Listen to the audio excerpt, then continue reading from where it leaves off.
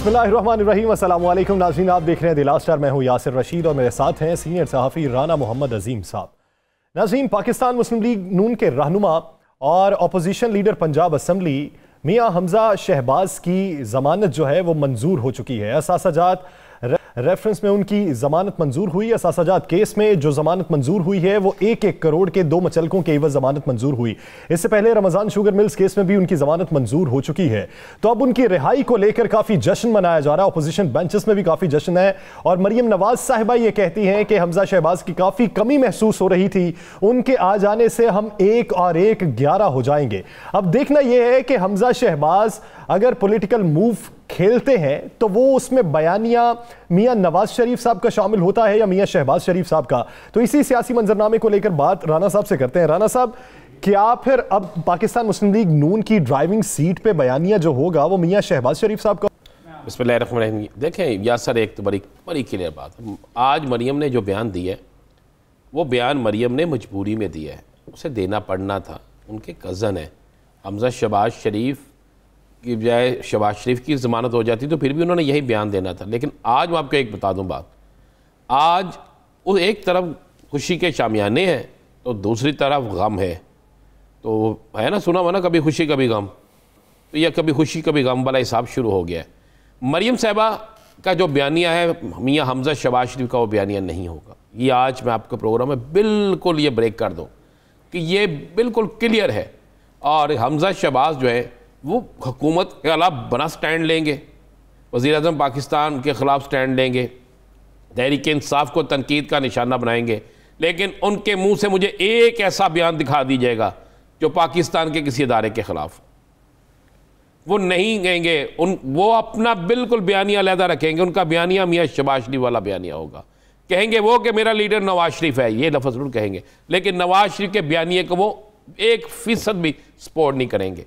और आपको मैं बताऊं, अगर हमजा शहबाज बाहर होते और जब लाहौर का एक जलसा हुआ था तो जलसे की सूरत चेंज होती। लाहौर के अंदर असल कंट्रोल हमजा शहबाज का है, पंजाब के बहुत सी जगहों पे असल कंट्रोल हमजा शहबाज का है। उसकी एक लॉबी है लाहौर में, तो उसने बहुत काम किया है। हमजा शहबाज के अंदर जाने के बाद उसकी लॉबी को मरियम नवाज शरीफ की लॉबी ने तोड़ने की कोशिश की थी।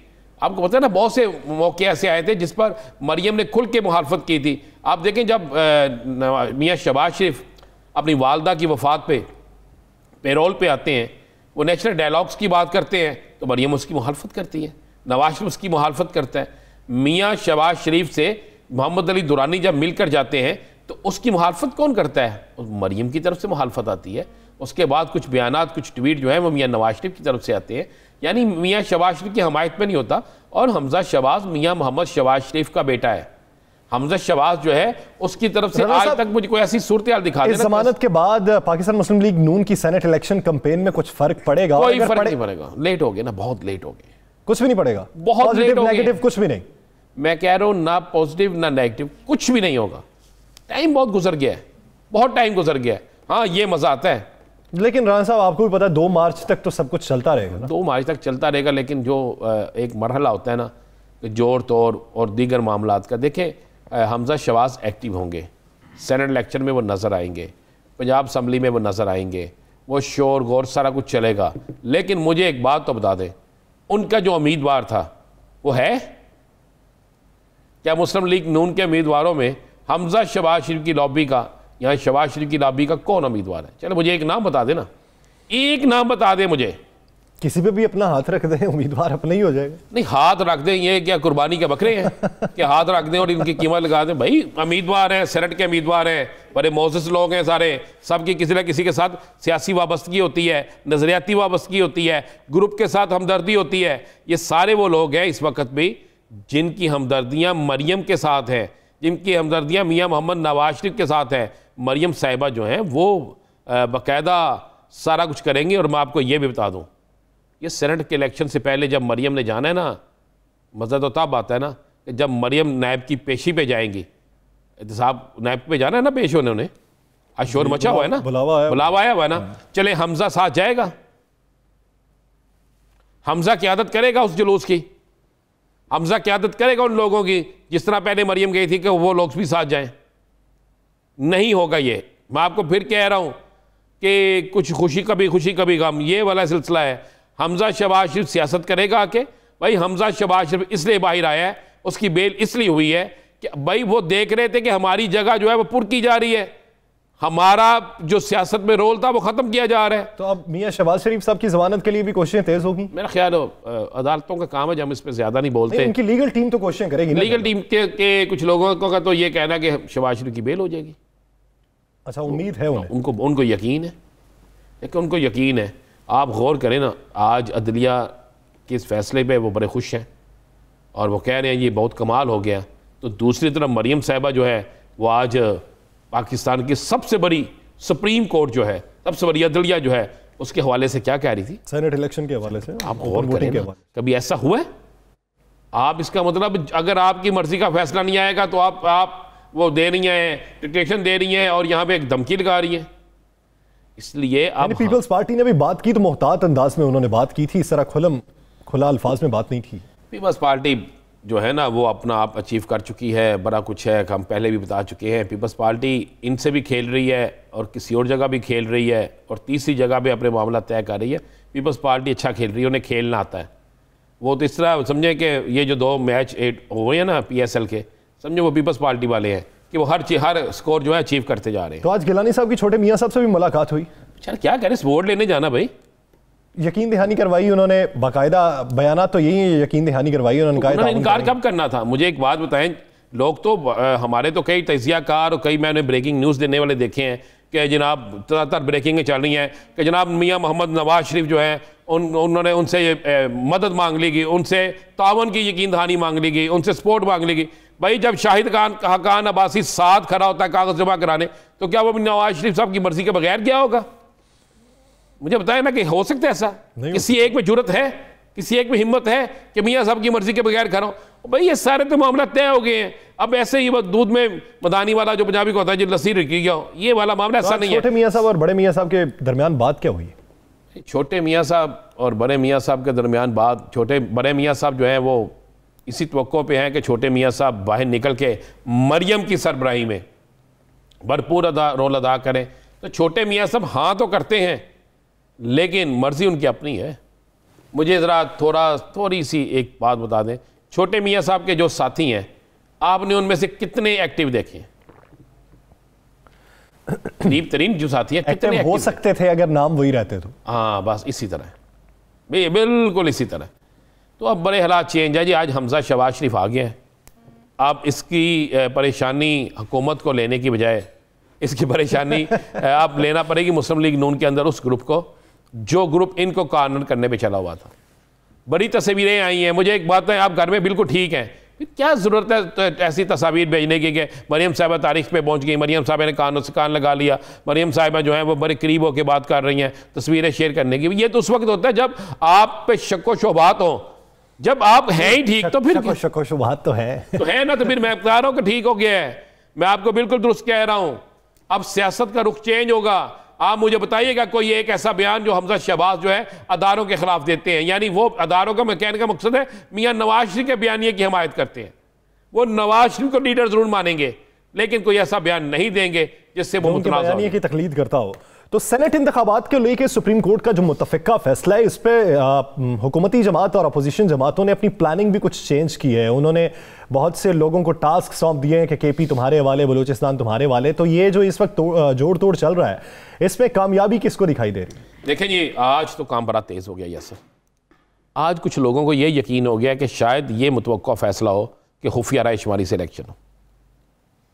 मैंने इस तरह के रिमार्क्स जो हैं ये उस पर अब ये हुआ है जी कि आसफ अली जरदारी साहब जो हैं वो KPK और बलूचिस्तान इसको देखेंगे सही, और साथ में वफाक में बैठ के सारी सियासत करेंगे। यानी KPK और बलूचिस्तान जान से वोट तोड़े जा सकते हैं, खरीदे जा सकते हैं। और मैं आपको ये भी बता दूं कि कल बलूचिस्तान के अंदर जरदारी साहब का करीब तरीन साथी जो है वो पहुंच रहा है और उससे कहा गया है कि तुमने इतने दिन 3 मार्च शाम तक बलूचिस्तान में रहना है। KPK के अंदर बड़ा एक तगड़ा बिजनेसमैन, बहुत तगड़ा बिजनेसमैन मैं कह रहा हूं, वो बतौर इन्वेस्टर जा रहे हैं। मैं ये खबर ब्रेक कर रहा हूँ, बड़ा तगड़ा बिजनेसमैन बतौर इन्वेस्टर जा रहा है, और ये ऐसा कमाल का बिजनेसमैन है, इसकी हर सियासी जमात के साथ वाबस्तगी है, हर सियासी जमात के साथ। नाम आप भी समझ गए होंगे, मैं भी जी जी। तो वो वहाँ पे जा रहा है और उसके ज़ुम्मे भी कुछ लगाया गया है अपोजिशन। दूसरी जानिब हुकूमत ने भी तो अपोजिशन के कुछ लोगों से राब्ते किए हैं। बिल्कुल किए। मैं फिर उसी तरफ आता हूँ ना। देखें, उसके बाद पंजाब में और सिंध को बिलावल खुद देखेंगे। बिलावल को पता है पंजाब से मिलना कुछ नहीं, तो सिंध पे वो कोशिश पूरी कर रहे हैं कि सिंध से कुछ ना कुछ कर लिया जाए। ये भी तो कहना है ना कि हम तादाद में कम है लेकिन मैदान में उतरेंगे और नताइज जो है वो हमारी तवक्को के बरक्स होंगे। बिल्कुल तवक्को के बरक्स होंगे, ये बात बिल्कुल दुरुस्त है। देख लीजिएगा तवक्को के बरक्स पंजाब में उनकी तवक्को के उन जो बज़ाहिर नंबर्स हैं उससे बरक्स होंगे। चलें जी यासर साहब, इलेक्शन डे पे देख लीजिएगा कि वाकई सरप्राइज होगा, और सरप्राइज उन्हीं लोगों के लिए होगा जो लोग किसी और यकीन दहानियों पे आए।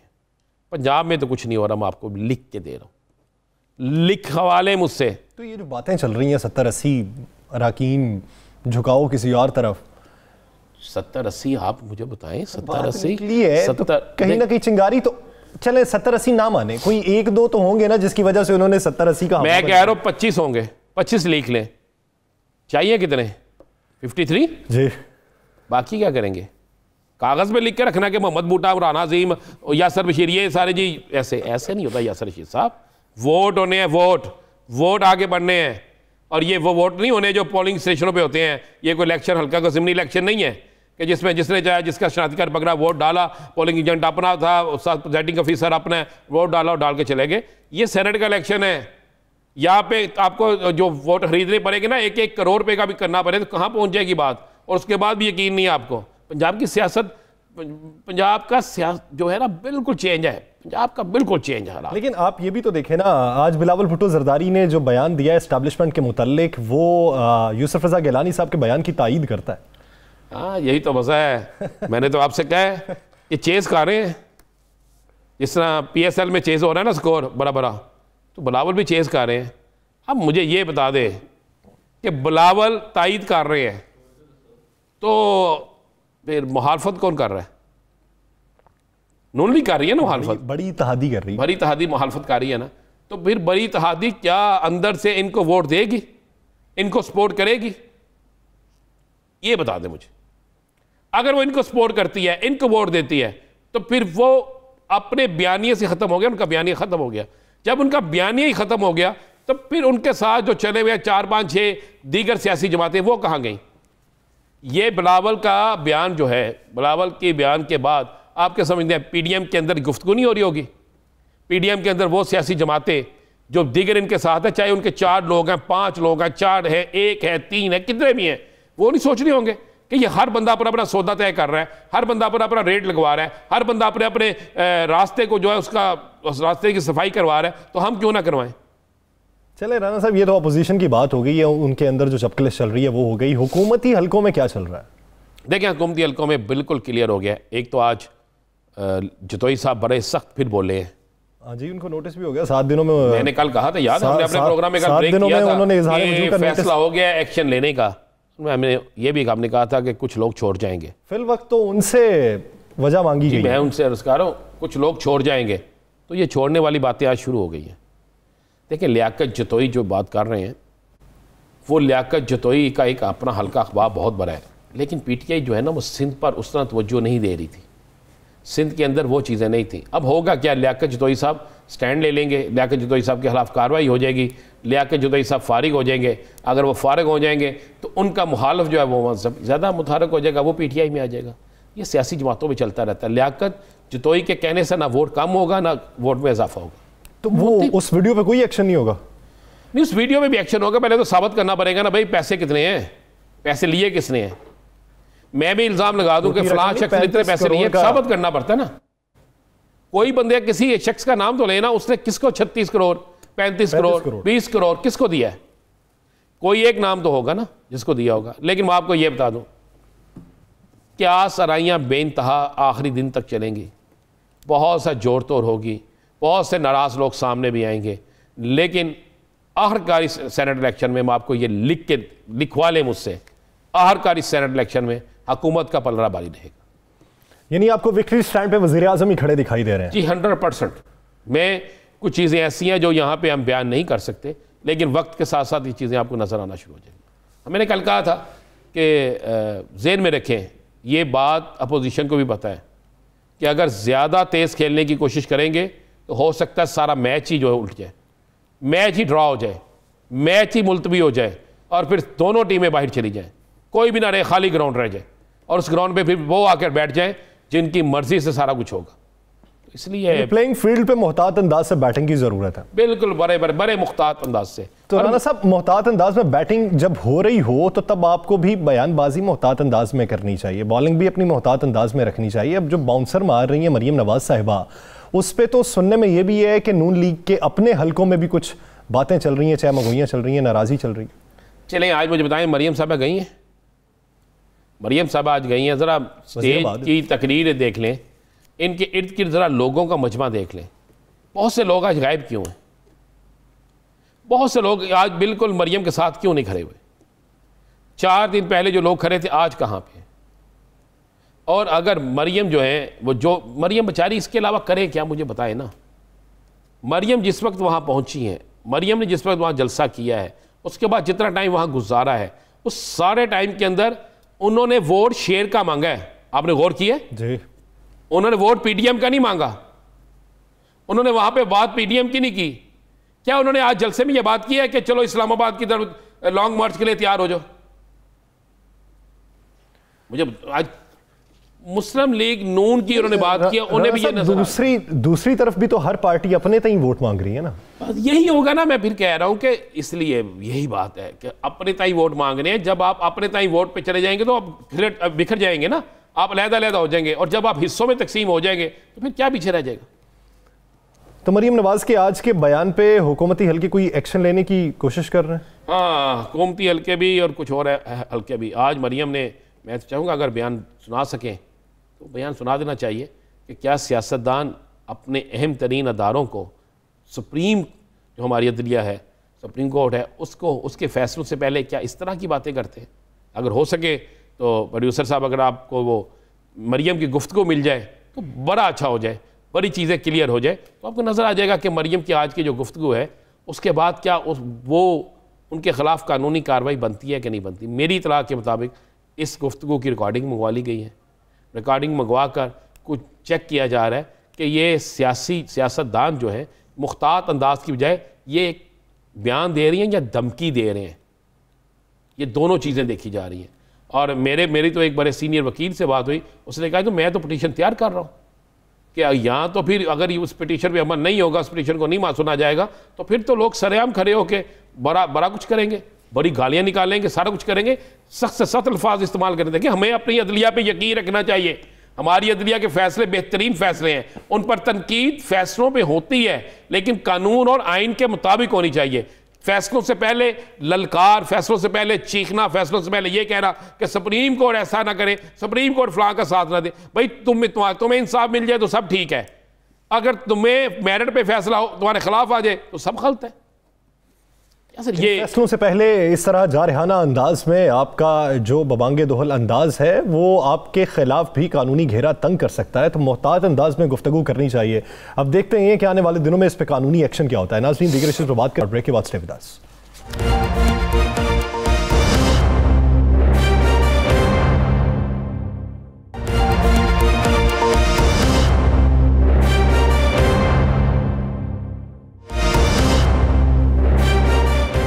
Welcome back. नाज़रीन, सेनेट इलेक्शन कैसे होंगे, कयास आराइयाँ जो चल रही हैं उस हवाले से जो बवांगे दोहल ऐलानात चल रहे हैं, जो इदारों के बारे में बातें की जा रही हैं, और दूसरी जानिब बिलावल भुट्टो ने जो आज अददी अक्सरियत ना होने का एक किस्म का एतराफ़ किया है, उसके बाद सेनेट इलेक्शन की सूरत हाल और मरियम नवाज़ के आज के वज़ीराबाद में बयानात, और उसके साथ साथ मियाँ हमजा शहबाज की ज़मानत के हवाले से बात करने के लिए हमें ज्वाइन किया है वज़ीर जेल खाना पंजाब फयाजुल हसन चौहान साहब ने। बहुत शुक्रिया चौहान साहब आपका इस हवाले से वक्त देने के लिए। चौहान साहब, सबसे पहले हमजा शहबाज की जमानत पे बात कर लेते हैं। ऑपोजिशन लीडर भी है पंजाब असेंबली के, क्या समझते हैं कि उनकी जमानत के बाद पाकिस्तान मुस्लिम लीग नून के बयानिए में या सियासी मूव में कुछ तब्दीली आने वाली है या फिर घर के झगड़े ही चलने वाले? बिस्मिल्लाहिर्रहमानिर्रहीम। देखें, बुनियादी तौर पे हमजा शहबाज साहब के बाहर आने के बाद, क्योंकि इस वक्त तक जनाब बेगम सफदर रवान साहिबा का और सुल्तान मफरूद्दीन उर्तुगुट साहब, नवाज शरीफ साहब का जो बयानिया है वो तो पिट चुका है। पीडीएम जो 20 सितंबर को जो अजीत देओल और मोदी का बयानिया लेके निकली थी और बड़ी उन्होंने थरथली मचाई थी कि दिसंबर के 31 तारीख से पहले पहले हुकूमत ख़त्म हो जाएगी, आर या पार हो जाएगा। लेकिन इस वक्त जो है वो नून लीग जनाब लाचार, बेकार, आवाज़ार वाली पोजीशन में है और बुनियादी वजह उसकी जो है वो बेगम सफदर रवान साहिबा है। दूसरा, ये जो अभी रिज़ल्ट आया डस्का का और वज़ीराबाद का, कहाँ हम वज़ीराबाद में 27,000 वोट ले रहे थे, मुकाबले में नून लीग अकेली इलेक्शन लड़के 60,000 ले रही थी। आज इलेक्शन हुआ है तो हमने जनाब 50,000 वोट लिया है और वो चार पार्टियों के साथ मिलके भी 53,000 नहीं ले सके। कहाँ पे डस्का के अंदर हमने 67,000 वोट लिया था जुलाई 2018 में, इन्होंने 1,10,000 लेके जीता था और आज हम वहाँ से 1,17,000 लेके जीत रहे हैं और ये जनाब 1,15,000 के 1,10,000 के करीब आए हुए हैं। तो बयानिया के हवाले से देखें, पिटने के हवाले से तो इनका बयानिया पिट गया, हमारा वोट बैंक भी बढ़ा, हमारी पिजराई भी बढ़ी, इनसे लोगों की नफरत बढ़ी। तो अब हमजा शहबाज साहब कोशिश करेंगे कि वो इस पूरी पार्टी को लीड करें और बेगम सफदर रवान साहिबा जनाब अब खुले लाइन लगेंगी। उन्होंने बड़ी कोशिश की कि इस पिछले 4 महीनों में जो उछल कूद करनी थी करके वो जनाब लंदन चली जाएं, लेकिन ना उनका दिल लगा और ना उनका दा लगा इस पाकिस्तान की सियासत में। तो अब फिर वही उनकी आदत है, वही बढ़के यहाँ लाहौर से निकली हैं, वज़ीराबाद तक पहुँची हैं, चीफ जस्टिस को धमकियाँ, अदलिया को धमकियाँ, फौज को धमकियाँ, रियासती इदारों को धमकियाँ, हुकूमत को धमकियाँ, बस धमकियाँ ही धमकियाँ हैं, बढ़के ही बढ़के हैं और उसके अलावा कुछ नहीं है। चौहान साहब, हमजा शहबाज आगे बाहर, क्या आप समझते हैं कि हमजा शहबाज के आने से पंजाब के अंदर सेनेट के इलेक्शन में कोई मूवमेंट तेज़ होगी, कोई तब्दीली होगी, कोई मुस्लिम लीग नून पहले से बेहतर पोजीशन में आ जाएगी? और साथ ये भी बताइएगा कि क्या आप समझते हैं कि हमजा और मरियम का बयानिया एक रहेगा? देखिए, हमजा शहबाज का और बेगम सफदर रवान का कभी भी बयानिया एक नहीं रहा, कभी भी एक नहीं रहा। हमजा शहबाज अपनी जगह कैंडिडेट है लीडरशिप का, बेगम सफदर रवान साहिबा अपनी जगह कैंडिडेट है। और बेगम सफदर रवान साहिबा तो वैसे ही असूल और ज़ाब्ता नहीं मानती। आप देखें ना, सीनियर वाइस प्रेसिडेंट कौन है पार्टी का? शाहिद खकान अब्बासी साहब, साबिक वजीर आजम भी हैं। आप देख लें कि वो साथ घुघू घोड़ा बन के बैठे होते हैं और नायब सदर जो है उनसे जूनियर है, जो जिंदगी में कभी एमएनए नहीं बनी, जिसका कोई एक्सपोजर नहीं है, वो प्रिजाइड कर रही होती है इजलास की, वो इंस्ट्रक्शन दे रही होती है।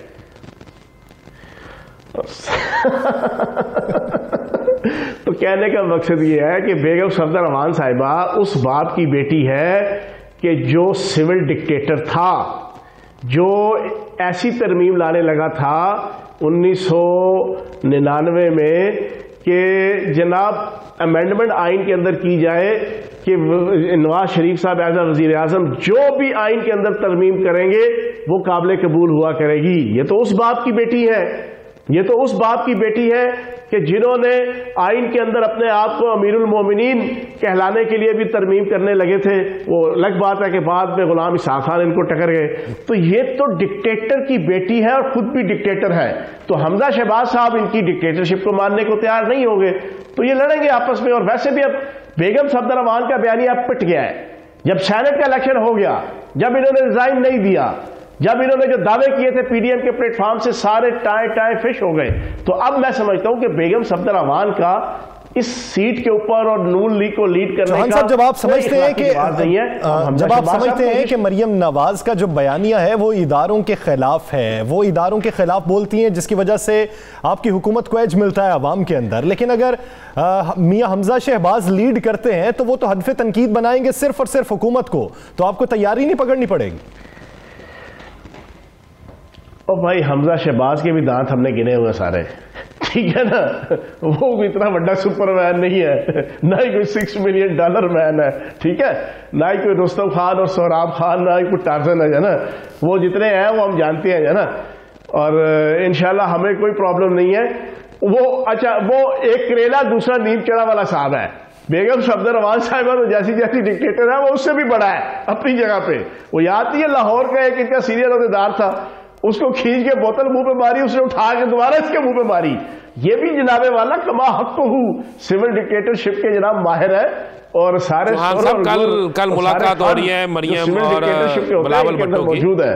कल मरियम और बिलावल भुट्टो की मुलाकात हो रही है। नवाज शरीफ साहब आए, नवाज शरीफ साहब जाए, ये जनाब बेगम सफदर रहमान आए या हमजा शहबाज साहब आए, इनकी पार्टी अब अल्लाह पाक के करम से खानदान इनका बरसे इक़्तिदार नहीं आता आप कभी भी। चौहान साहब कल लाहौर में एक बड़ी अहम मुलाकात हो रही है बिलावल भुट्टो और मरियम के दरमियान। अच्छा, बिलावल भुट्टो का बयानिया तो तब्दील हो गया है, आप क्या समझते हैं इस मुलाकात के बाद कुछ होगा या गोंगलों से? जी चौहान साहब। देखो बात यह है कि बिलावल जरदारी साहब और बेगम सफदर रहमान साहिबा, ये दोनों जितनी मर्जी मुलाकातें कर लें, बेगम सफदर रहमान इनको इस्तेमाल करना चाहती हैं, बिलावल जरदारी इनको इस्तेमाल कर गए हैं। ठीक है ना जी, बात समझ गए ना मेरी? इन सारों ने एक दूसरे को इस्तेमाल करना था। मौलवी फजलुर रहमान इनको इस्तेमाल कर रहा था, उसने कोई 4-6 अरब रुपए की दिहाड़ी लगानी थी, शायद लग भी जाए अगले महीने के एंड में लॉन्ग मार्च की सूरत में। और बेगम सफदर रहमान साहिबा लंदन जाने के लिए पीपल्स पार्टी को इस्तेमाल करना चाहती थी, कोई मॉब बना के, कोई तहरीक बना के। पीपल्स पार्टी अपने मुकदमात और अपने जो उनके इंटरनल मसले हैं उनसे कोई आसानी पैदा करने के लिए बेगम सफदर रहमान और नून लीग को इस्तेमाल करना चाह रहे थे। तो बस ये सारे एक दूसरे को इस्तेमाल ही कर रहे हैं और इससे ज्यादा कुछ नहीं है। यानी आपकी नजर में ये सब एक दूसरे को इस्तेमाल कर रहे हैं। राना साहब, आप क्या समझते हैं कि एक जानिब शरिया बिलावल भुट्टो साहब ने अदम एतमाद की तहरीक का फिर से, तो ये क्या अदम एतमाद पे इनकी डिस्कशन दोबारा से हुई है? क्या कल की मुलाकात में फिर अदम एतमाद पे बात होने वाली है? नहीं यार सर, आप पूरी उसका फिक्रा सुनिएगा। उसने कहा कि अदम एतमाद की तहरीक पर गौर किया जाएगा। तो गौर की बात फिर से होने लगी ना, वो ऐसे वक्त में कि जब मुलाकात होने वाली है। मुलाकात होने वाली, गौर किया जाएगा ना। इसका मतलब है आपके पास पॉइंट पूरे नहीं है, वोट पूरे नहीं है, कार्ड पूरे नहीं है। आप पहले कह रहे थे अदम एतमाद ला रहे हैं, हमने तैयारी कर ली है, सरप्राइज देंगे। अब आप कह रहे हैं गौर किया जाएगा। गौर का मतलब है कि अभी आपने अपने वोट बैंक पूरा करना है। अगर वोट बैंक पूरा नहीं है तो 3 के बाद तो कुछ और ही हालात हो जाएंगे, और जब हालात और हो जाएंगे तो फिर कौन सी अदम एतमाद? मैंने पहले भी कहा था कोई अदम एतमाद तहरीक नहीं आनी, किसी सूरत में नहीं आनी। लॉन्ग मार्च का भी फिर से इंदिया दिया। देखिए, जहां तक लॉन्ग मार्च का, ये चौहान साहब से, चौहान साहब आपने हमेशा कहा कि लॉन्ग मार्च नहीं होगा। आज बिलावल ने लॉन्ग मार्च का फिर इशारा दिया है। आप समझते हैं कि 3 मार्च के बाद कोई मार्च होगा? देखो, पहली बात तो यह है 3 मार्च के बाद फिर आपका आएगा बलदियाती इलेक्शन, उनके शेड्यूल अनाउंस होंगे और वो मार्च के एंड में शेड्यूल या अप्रैल के पहले हफ्ते में शेड्यूल अनाउंस हो जाएगा। फिर आपके मई के और जून के महीने में आपके बलदियाती इलेक्शन है। ये बलदियाती इलेक्शन भी लड़ेंगे, उससे पहले ये बढ़ के मारेंगे कि हम इलेक्शन नहीं लड़ेंगे, क्योंकि इनकी अब एक पूरा ट्रैक बन चुका है ना। पहले ये जो कहते हैं वो करते नहीं, ठीक है ना, और जो नहीं करते वो कभी कहते ही नहीं, ठीक है ना। तो कहने का मकसद यह है कि इन्होंने जो बढ़क मारनी है उसके बाद करना कुछ नहीं है। ये आप देख लें, सिर्फ 6 महीने का इनका पिछला ट्रैक रिकॉर्ड देख लें। तो जनाब, लॉन्ग मार्च का सबसे ज्यादा शौक इस वक्त 2 बंदों को है, एक मौलवी फजलुर रहमान और दूसरा बेगम सफदर रहमान। वो कहते हैं ना, तेरा गम मेरा गम एक जैसा सनम, हम दोनों की एक कहानी है। तो कहानी दोनों की चौहान साहब, अगर अब तक की हेयरिंग देखी जाए तो लगता ये है कि ओपन वोटिंग के हवाले से या आइंदा के हिकमत अमली तय करने के हवाले से या रिफॉर्म्स के हवाले से बॉल जो है वो वापस पार्लियामेंट में आएगी, पार्लियामेंट के कोर्ट में। तो आप क्या समझते हैं कि अपोजिशन से इस मामले में बैठ के बात करेंगे? जनाबे वाला इमरान खान साहब और पीटीआई और हम लोग तो हो गए हैं सुरखरू सेनेट की ओपन बैलेटिंग का स्टैंस लेकर। ये हो गए हैं रुस्वा, क्योंकि मिसाक जमहूरियत पे साइन किया था इन्होंने। उसमें एक शिक इन्होंने बड़े खुशू हुजू के साथ, बड़े तिस्क व एहतशाम के साथ वो अप्रूव करवाई थी कि हम में से कोई पार्टी भी इक़्तिदार में आएगी, हम सेनेट का इलेक्शन ओपन बैलेटिंग के जरिए से रखेंगे। अब ये बैकआउट कर गया। चीफ जस्टिस साहब ने भी उस दिन सेड़ के इनको 76 और लित्तर मारे थे हेयरिंग में कि तुम मिसाक जमहूरियत में तो ये दावा करते थे, अब तुम क्यों बैकआउट कर रहे हो? तो कहने का मकसद ये है, हम तो जो मौकफ रखते थे हम उस पर सुरखरू, अदालत जो भी फैसला दे हमें इससे अब कोई गर्ज नहीं है। हम अल्लाह के हजूर भी सुरखरू, हम अपने ज़मीर के सामने भी सुरखरू, हम आवाम के सामने भी सुरखरू, हम पार्लिमान के सामने भी सुरखरू। लेकिन ये रुस्वा हो गए हैं, ये मुनाफिकत का ताज और मुनाफिकत का मेडल लेके अब घूमे फिरेंगे। अब इनकी शक्लें नहीं होंगी कि कोई बात कर सके। हमारा तो कुछ नहीं जाता। चौहान साहब, हम तो कल से बड़ा शोर मचा हुआ है, भी जीतेंगे, हम मरकज की सीट भी जीतेंगे। चौहान साहब, कल से बड़ा शोर मचा हुआ है, बड़े बड़े तज्जियाकार भी ये कह रहे हैं, बड़ी ब्रेकिंगें भी चली हैं कि 100 के करीब आपके लोग हैं पंजाब में जो आपसे नाला हैं, 20 ने आपके वज़ीर आला पंजाब से मुलाकात कर ली है, 80 जो हैं वो कभी मुलाकात के लिए तैयार नहीं है। ये कहाँ से निकल रहा प्रोपेगेंडा? जनाबे वाला ये बेगम सफदर अवान साहिबा ने एक अपना सेल रखा हुआ है ना, ये उधर से फुलझड़ियाँ जरा सारी आती है। इनके तो 15 से 20 बंदे आपके सामने या खुलडुल के पिछले 1 साल से जरा लगे, बाकी भी अंदर से और 2 से निकल आएंगे। बेगम रहे इंशाल्लाह 7 सीटें जीतेंगे पंजाब से। आप कह रहे हैं 5-7 सीटें जीतेंगे पंजाब से, आप अपने से 1 सीट ज्यादा ले रहे हैं आप इंशाल्लाह। बहुत बड़ी बात। तो ये आज आपकी पार्टी के अंदर जो इंतशार पैदा हो गया है, बलोचिस्तान में यार मोहम्मद रंद ने कह दिया लियाकत जतोई अब बड़ा गर्जे हैं आज, ये क्या चल रहा है मामला? देखें लियाकत जतोई साहब माशाल्लाह पुराने सीनियर पार्लियामेंटेरियन रहे हैं, वज़ीर आला रहे, वफाकी वज़ीर रहे। अगर उनके पास कोई सबूत है तो वो ले आए। अब वो आपके जो सैफुल्लाह अबड़ू साहब हैं उन्होंने रेट कर दी हद के इज्जत की, तो हमारे तो नहीं आपके हैं। उनको कोई ऐसी बात करनी चाहिए नहीं। वो एक उर्दू लैंग्वेज का स्टाइल होता है ना, आपके से मुराद, आपने पूछा ना तो मैंने कहा आपके जो है ना, ठीक है ना। बाकी ये नहीं कि कोई मेरे कोई चाचे का पुत्र है या कोई थोड़े मामे का पुत्र है, ठीक है। चौहान साहब, आज मरियम नवाज साहिबा के उस बयान पे क्या कहेंगे? उन्होंने जो वजीर आजम पे वोट चोरी का इल्जाम लगाया और साथ ही कहा कि मरियम के पापा आएंगे, इन चोरों को पकड़ेंगे। मरियम के पापा आएंगे? मरियम के पापा कहां से आएंगे? मरियम के पापा के वाले से पूरी दुनिया के अंदर एक ही स्टांस है, गली गली में शोर है, मरियम का पापा चोर है, ठीक है ना। असल में ये साइको केस बन चुकी है ये बेगम सफदर अवान पिछले 5 सालों में। और मैं आपको हकीकत बता रहा हूं, बेगम सफदर अवान साहिबा, कैप्टन सफदर साहब, हमजा शहबाज साहब, नवाज शरीफ साहब, शहबाज शरीफ साहब, मेरी इंफॉर्मेशन ये है, इनके खानदान के एक बंदे ने दी है कि इन सारों ने अलग अलग एक साइकोटिस्ट रख लिया है पिछले 4-5 सालों में। ये मेंटली डिस्टर्ब हो चुके हैं, मेंटली तबाह बर्बाद हो चुके हैं, टके आने की इज्जत नहीं रही। इनकी सारी चोर बाजारियां, चक्करबाजियां, मनी लॉन्ड्रिंग, इनकी जाली अकाउंट, इनकी टीटियां, इनकी मार धाड़, जो नैब ने बिल्कुल लोगों के सामने तश्त असबाब कर दी है ना, ये तो फिर आप लोगों के गम में उन्होंने रखे हैं। ये गम तो फिर आप लोगों ने दिए ना। इमरान खान साहब अब ये तो क्या करती है, जो जो इल्जाम और जो जो जुर्म इस खातून ने और इसके खानदान ने किए हैं ना, अब इसकी अंदर की एक ये ना वो साइकिया कहती है कि हर वो इल्जाम और जुर्म मैं इमरान खान साहब के ऊपर थोपने की कोशिश करूं।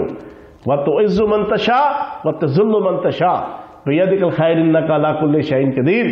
इज्जत और जिल्लत के फैसले जमीनों पे नहीं आसमानों पे होते हैं, और आसमानों पे बैठने वाला इज्जत और जिल्लत के फैसले नीयतों की बुनियाद पे जो लोग करते हैं ना, उस पर करता है। और इनकी जो नीयतें थी, इन्होंने धरती मां को बेचा, इन्होंने धरती मां से बेवफाई की, इन्होंने धरती मां पाकिस्तान के दुश्मनों को अपना यार बनाया, अपने खानदान का यार बनाया, अपने कारोबार का यार बनाया, अपनी जात का यार बनाया। चौहान साहब, अगर अल्लाह पाक अगर ये फैसला आ जाता है, इलेक्शन कमीशन का फैसला डस्का के हवाले से आ जाता है कि 20 या 23 या 14 पोलिंग स्टेशनों पे दोबारा पोलिंग होगी, और अगर पीपल्स पार्टी उसका मुस्लिम लीग नून उसका बाइकाट करती है, तो फिर आपका क्या स्टैंड होगा? और अगर ये फैसला आता है कि मुकम्मल इलेक्शन होगा, तो क्या आप पिटीशन में जाएंगे या उसको मानेंगे?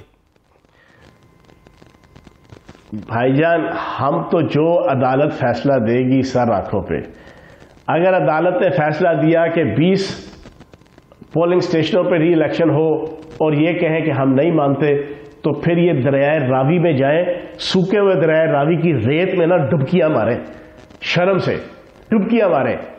मैं ये समझता हूं इनकी बात मेरी समझ से बाहर है। मैं पिछले 4 दिन से एक मुहावरा गिनवा रहा हूं, कल मैंने असेंबली इजलास में भी ये कहा, इनसे हजम नहीं हुआ, बड़ी मुश्किल से मैंने अपनी तकरीर की। बड़े जमहूरियत के नंबरदार बनते हैं।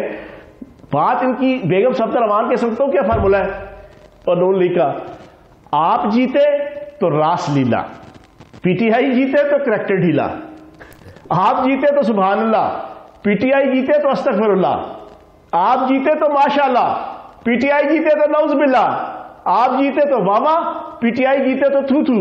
आप जीते तो तालियां, इस तरह पीटीआई जीते तो गालियां। ये है इस वक्त इस बेगम सफदर अवान का और इस नून लीग का स्टैंड। आप जीत जाए तो बड़ी लुटियां डाल रहे हैं, हम जीते हैं तो भाई हमारा फर्ज नहीं बनता कि हम भी लुटियां डालें। पीपी आपकी बात में हासिल हुसूल ये है कि इलेक्शन कमीशन का जो नतीजा आएगा वो सर आंखों पे, अगर वो 20 पोलिंग स्टेशन पे कहते हैं तो 20 पोलिंग स्टेशन पे रीपोलिंग के लिए आप मान जाएंगे, वरना पूरे हल्के के लिए रीपोलिंग पर भी आप आमादा हैं, बशर्ते ये कि वो फैसला इलेक्शन कमीशन की जानिब से आए। बहुत शुक्रिया फैजुल हसन चौहान साहब इस हवाले से अपना वक्त देने के लिए। नाज़रीन, दीगर इश्यूज पर बात करेंगे एक शॉर्ट ब्रेक के बाद। Stay with us.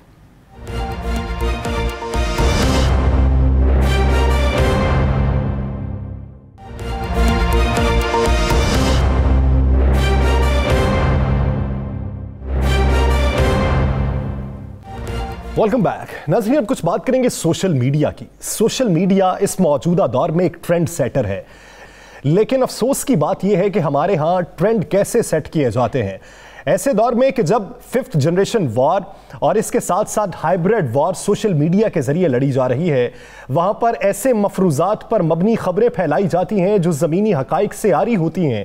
इसकी रोकथाम के लिए, चेक बैलेंस के लिए, वॉच डॉग की अहमियत के हवाले से बात करने के लिए हमें ज्वाइन किया है माहिर बैनुल अक़वामी कानून अली साहब ने। अली सुल्तान साहब, बहुत शुक्रिया आपके वक्त का।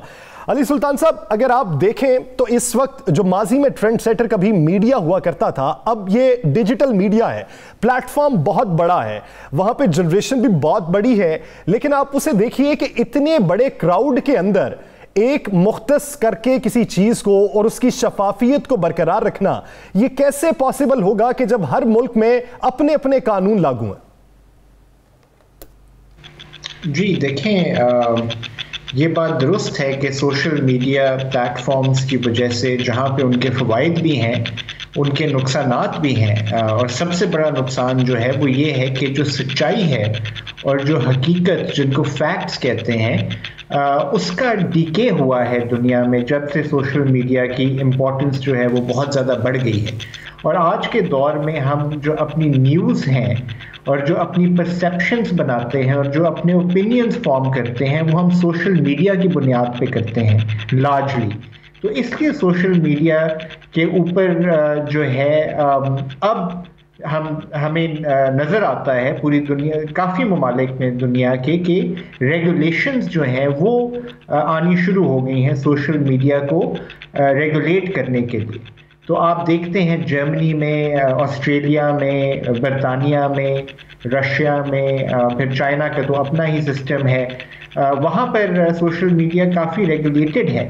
तो इसलिए ये जो है कि इजहार राय जो है उसका हक ऑब्वियसली एक फंडामेंटल राइट है, लेकिन वो एब्सोल्यूट नहीं है। उसके ऊपर रीजनेबल बेसिस के ऊपर, रीजनेबल बुनियाद के ऊपर कटकन लगाई जा सकती है।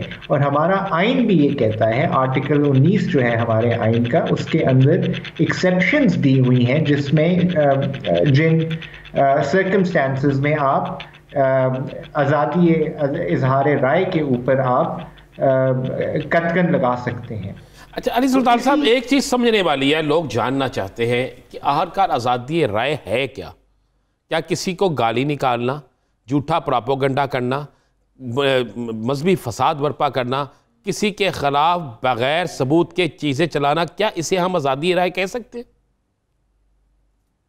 नहीं, ये देखें, यही वो चीज़ें हैं जो एक्सेप्शन जोन में आ जाती हैं। इसके साथ साथ आप ऐड कर सकते हैं फेक न्यूज़ फॉर एग्जांपल, फिर हेट स्पीच जो है, ये सारी वो उस तरह की टाइप्स ऑफ स्पीच है या टाइप्स ऑफ एक्सप्रेशन है जिसको प्रोटेक्शन जो है वो हासिल नहीं आलमी स्टैंडर्ड्स के मुताबिक। तो इसी को हमें बेसिकली कर्टेल करने की ज़रूरत है, इसी के ऊपर रेगुलेशंस लाने की ज़रूरत है, और इसी सिलसिले में हुकूमत जो है वो कुछ इक़दामात भी उसने उठाए हैं। लेकिन हुकूमत के इक़दामात को चैलेंज कर दिए गए अदालत में। जी, फिलहाल चैलेंज कर दिए गए हैं, इसमें कोई ऐसी मनफी बात नहीं है। ये एक अच्छी डेमोक्रेटिक सोसाइटी की निशानदेही है कि सिविल सोसाइटी हमारी स्ट्रॉन्ग है। और अब अदालत जो है वो फैसला करेगी कि ये जो रिस्ट्रेंट्स हैं ये किस हद तक जो है वो लगाए जा सकते हैं। और अमूमन जो है हमारी अली सुल्तान साहब, आप ये देखिए, आप बैनुल-अक़वामी कवानीन से भी वाकिफ हैं। आप पाकिस्तान के अंदर देखिए तो पाकिस्तान में मसलिक पे बात करना, किसी की करैक्टर असैसिनेशन करना बहुत आसान है, और उस पर किस हद तक एक्शन होता है ये भी आपके इल्म में है। क्या बाहर के ममालिक में होलोकास्ट पर या ब्लास्फेमी पे या हेट स्पीच पे वहां पे एक्शन क्या होते हैं जो हमारे कानून से मुख्तलिफ है? देखें, एक चीज़ होती है कि आप कवानीन, आप रूल्स बना लें, इससे ज़रूरी होता है कि क्या आपके पास ऐसा इंफ्रास्ट्रक्चर मौजूद है जिसके तहत आप इन कवानीन को इम्प्लीमेंट कर सकें या उनको उनकी आप तकमील करा सकें। वहाँ पर जो पाकिस्तान और बहुत सारी जो डेवलपिंग कंट्रीज़ हैं, वहाँ पर सिस्टम्स जो हैं अभी इतने स्ट्रॉन्ग नहीं हैं, और ये जो सोशल मीडिया रेगुलेशन है ये एक नया एरिया है, इसमें कैपेसिटी बिल्डिंग की ज़रूरत है। तो इसलिए अगर अब रूल्स के तहत पाकिस्तान टेलीकम्युनिकेशन अथॉरिटी को एम्पावर किया जा रहा है, तो इस एम्पावरमेंट के साथ साथ मैं समझता हूँ कि उनकी कैपेसिटी बिल्डिंग करना भी बहुत ज़रूरी है।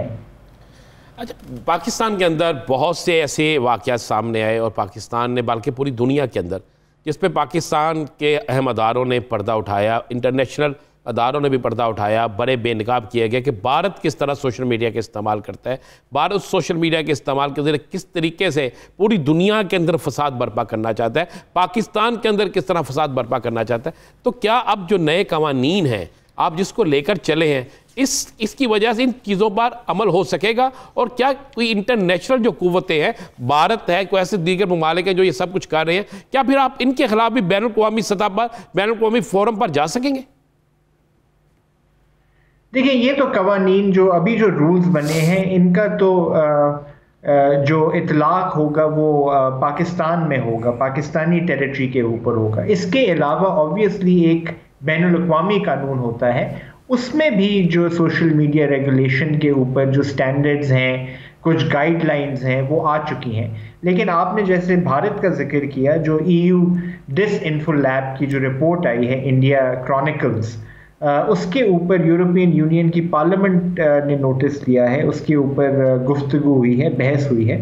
तो ये मामला जो है ये अभी दबा नहीं है और इसको उठाया जाएगा, और हम भी उठाएंगे और बाकी ममालिक भी जो इससे अफेक्ट हुए हैं, क्योंकि भारत ने वहाँ पर उन ममालिक के अंदर भी जो सच्चाई है उसको डिस्टॉर्ट किया है, और इसको बहुत सीरियसली लिया जाता है। इसलिए आप एक्सपेक्ट कर सकते हैं। अली सुल्तान साहब, एक चीज समझाइएगा, अगर स्टेट के खिलाफ कोई बात कर रहा है और वो उसकी इनफरादी राय है, और दूसरी जानिब वो किसी ऐसे प्रोपेगेंडे का हिस्सा है, जिस तरह डिसइन्फो लैब के रिपोर्ट के बाद मनाजिर जो इंकशाफात सामने आए थे, तो दोनों में फर्क किस तरीके से किया जा सकेगा? देखें, एक आपकी अपनी इंडिविजुअल जो आपकी राय है वो तो आपका फ्रीडम ऑफ कॉन्शियंस है, लेकिन जब आप हार्म पहुंचाते हैं या ऑफेंड करते हैं एक तरह से कम्युनिटी को, लार्जर कम्युनिटी को, तो फिर कम्युनिटी का जो इंटरेस्ट है वो हावी हो सकता है आपके अपने इंडिविजुअल इंटरेस्ट पे।